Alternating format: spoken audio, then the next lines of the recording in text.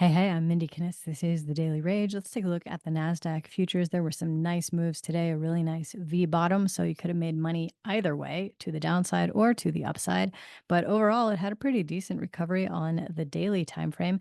It did make it up to the 61.8 retracement, but not through it. So we'll have to see what will happen in the coming days because it's got a lot of work to do from this big sell off recently. So let's say that we do bust through that 61.8. Okay, cool. Then what we would do is we would just move this up to the next point of where the selling, well, at least the major selling, we could kind of fool around in this middle zone, but those were basically just dojis. So I'm not going to give those as much weight. But here was, the big sell off. So if we bump that up here, but as you can see, then the 50% retracement is all the way up here at 19,009.